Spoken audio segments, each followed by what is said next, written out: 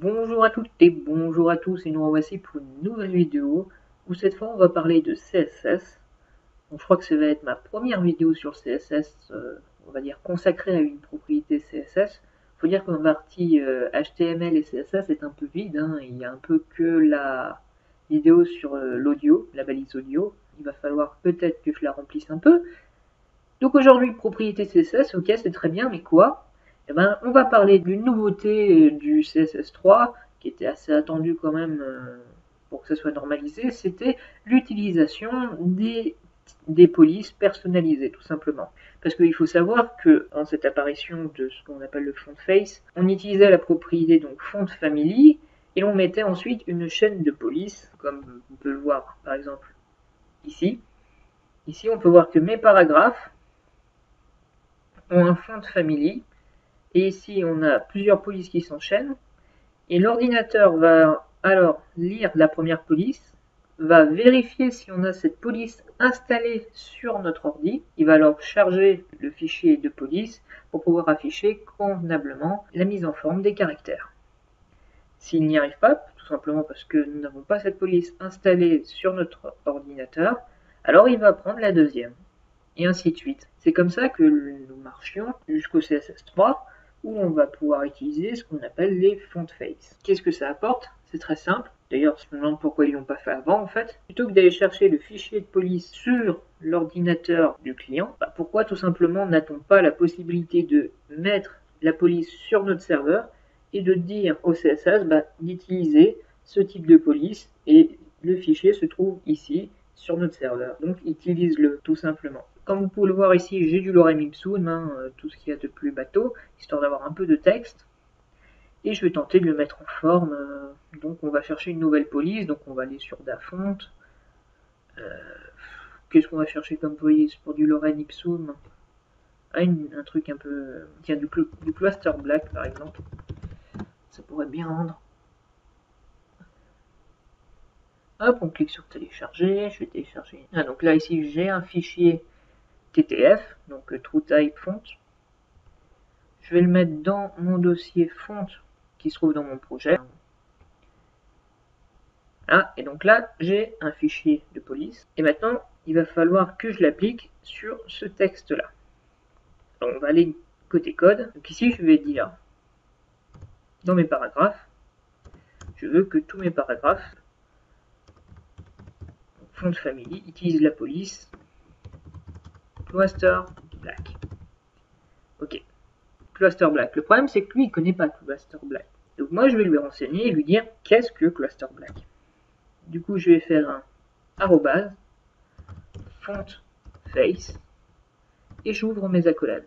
Là, je vais lui dire il y a une nouvelle police, donc il va falloir lui donner un nom. Donc pour cela, on fait font family, et si on met le nom, donc en l'occurrence, moi, j'ai mis cluster black. Ensuite, c'est très bien, mais il faut lui dire quel fichier utiliser. Donc en l'occurrence, où se trouve notre fichier .ttf et URL. Moi, ça se trouve dans le dossier parent, dans le dossier qui s'appelle font, et mon fichier s'appelle clusterblack.ttf. Donc là, tout simplement, vous mettez le chemin où se trouve votre police. Il n'y a rien de bien compliqué. Alors, regardons ce que j'obtiens. Ok. Donc, la police est un peu petite par contre, donc je vais faire un font size of 20, et puis on va augmenter le line 8, 26, ça ira très bien. Un peu plus aéré, on voit mieux. Donc là, vous pouvez voir que finalement, mon texte utilise bien la police que j'ai définie, c'est-à-dire la cluster black. Très bien. Regardons sur les autres navigateurs. Sous Firefox, très bien, magnifique. Sur Internet Explorer. Ah, Internet Explorer. Bon, et ben ça ne marche pas. Une erreur de ma part? Non, pas vraiment. C'est qu'en fait, il y a différents formats de police. Ici, vous pouvez voir, j'utilise une TTF, donc c'est un TrueType, mais il en existe d'autres. Et tous les types de police ne sont pas forcément compris par tous les navigateurs. Vous l'aurez compris, Firefox, Chrome a compris et comprend le TTF. Par contre, Internet Explorer ne le comprend pas. Donc ainsi, on va pouvoir préciser plusieurs sources selon le format. Et pour chaque chemin que nous avons ici, il va falloir préciser de quel format il correspond. Pour cela, on utilise la propriété format. Et ici, on va mettre le format utilisé. Donc moi, je dis c'est du TrueType. Et par exemple, si je veux en utiliser une autre, j'ai juste à mettre virgule et de renseigner ici le chemin vers mon autre fichier. Par exemple, bon là, je ne l'ai pas ici, mais hop, ici, je vais avoir le format WOF. WOF. Ici, j'aurai juste à mettre format WOF. Ainsi, le navigateur il va arriver là, il va regarder le format, est-ce qu'il comprend le TrueType? Si oui, il va utiliser cette police, sinon il continue.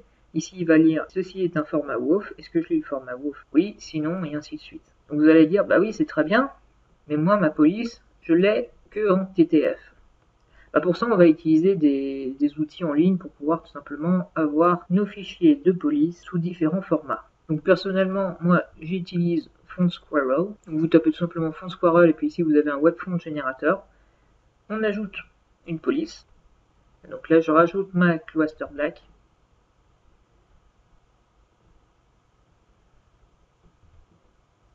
Et hop, je demande à télécharger le kit. Et en fait, cet outil va me permettre de récupérer mon fichier de police sous différents formats. Donc voilà. Donc là, j'ai un zip avec contenant plein de dossiers. Donc même avec une petite démo et même avec un petit fichier CSS déjà. Moi, je vais récupérer tout ça. Je vais regarder ce que contient ce fichier CSS. Et ici, bah, vous pouvez voir le font face que je n'ai plus qu'à recopier ici. Donc je vais remettre le nom que j'ai mis, donc c'était Cloister Black. Maintenant, regardons un peu le code. Donc ici, on peut voir qu'il y a deux sources. J'expliquerai pourquoi il y a deux sources tout à l'heure. Donc ici, on a la source normale. On peut voir, ici, on a les différents formats de police qui ont été générés. Donc on a de l'embed OpenType. Donc ça, c'est la police que comprend Internet Explorer. On a la fameuse police WOF, donc je l'expliquais. Comme tout à l'heure, on a le format pour expliquer quel type correspond ce dossier-là. Si par exemple on retrouve pour mon format TrueType, j'ai mon TTF. Ici pour le WOF, j'ai le WOF. Ici pour l'embed OpenType, j'ai le EOT. Et pour le format SVG, bah, j'ai également le SVG. Alors pourquoi est-ce qu'ici il y a des encres, tout simplement?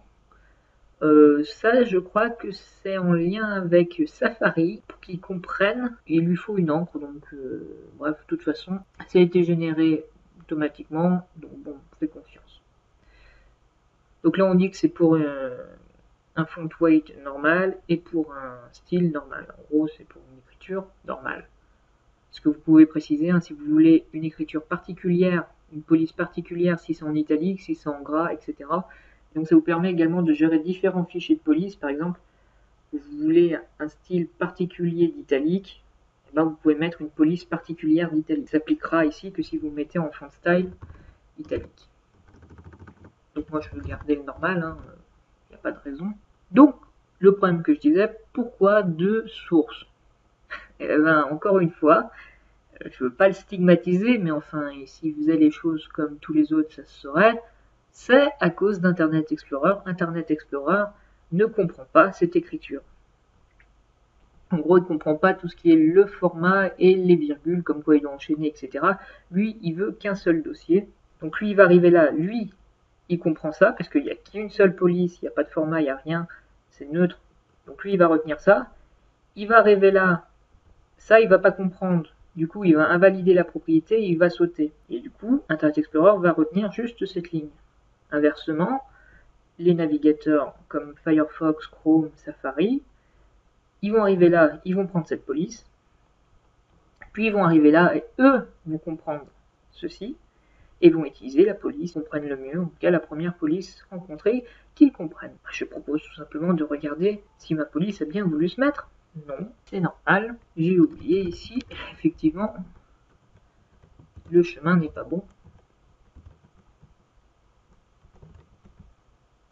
Ça se trouve dans le dossier fonte, évidemment. Toujours penser effectivement à vérifier le chemin, à mettre à jour le chemin et mettre à jour le nom également. C'est les deux erreurs qui peuvent arriver lorsque vous générez automatiquement, comme je l'ai fait. Donc là, on peut bien voir que ma police a bien été prise en compte et bien utilisée. Sur Firefox, il n'y a pas de problème. Et enfin, sur Internet Explorer, ça y est, c'est appliqué. Enfin, j'ai ma police personnalisée sur les 3 navigateurs là. Normalement, c'est sur tous les navigateurs, c'est bon, ça passe de partout. J'ai donc pu utiliser une police, comme vous avez pu le voir, sans l'avoir sur mon ordinateur en tant que client.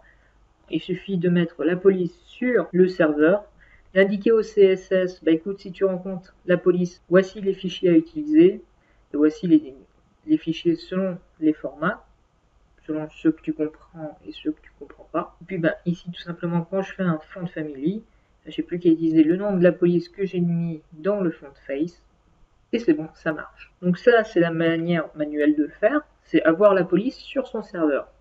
Après, on peut également faire appel à des serveurs externes. Il y a des services, comme par exemple, ce qui est beaucoup utilisé, c'est-à-dire le Google Webfront. On va sur Google et on tape Google Webfront. Voilà. Et en fait, ce service va nous proposer différentes polices. Donc moi, sur mon site, j'utilise le PT100.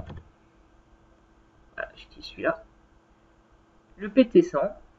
Donc là, c'est très bien. Voici ma police. On peut le voir en gras, en italique et en gras italique ce que ça rend.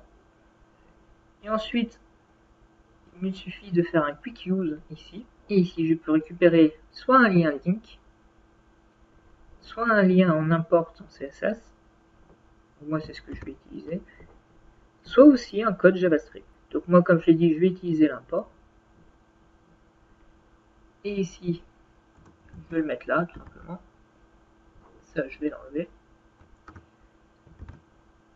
Et maintenant, bah, ici, je vais tout simplement mettre PT100. Regardons un peu ce que contient ce fichier de police. Et bien, il retient tout simplement un simple font face, comme on a l'habitude de le faire. Rien de bien particulier, rien de plus de ce qu'on a fait, mais cette fois j'ai utilisé une police qui se trouve non pas sur mon serveur, je n'ai pas eu à l'installer, j'ai pas eu, comme vous avez vu, à changer dans tous les formats, etc. Vous avez vu, il suffit d'aller sur Google Fonts, choisir une fonte, faire un quick use, et c'est bon. Donc un service bien pratique, pour ne pas se prendre la tête avec des polices, hein, il suffit de faire ce petit lien, et après on peut utiliser la police comme on a l'habitude d'utiliser une police. Donc voilà, j'espère que cette petite vidéo vous a plu. Vous avez pu voir comment personnaliser les polices. Parce que c'est vrai que bon, on a beaucoup de polices sur nos ordi, mais parfois, pour des sites particuliers, on a envie de changer, d'avoir une petite touche graphique personnelle et d'utiliser des polices un peu plus atypiques que celles qu'on trouve basiquement sur nos PC. Mais grâce au CSS3 et notamment au font face qui a été normalisé, eh bien, nous avons pu mettre des polices sur nos serveurs ou sur des serveurs tiers et mieux pouvoir personnaliser l'apparence de nos sites web. Donc voilà, ce sera tout pour cette vidéo. Merci et à une prochaine fois.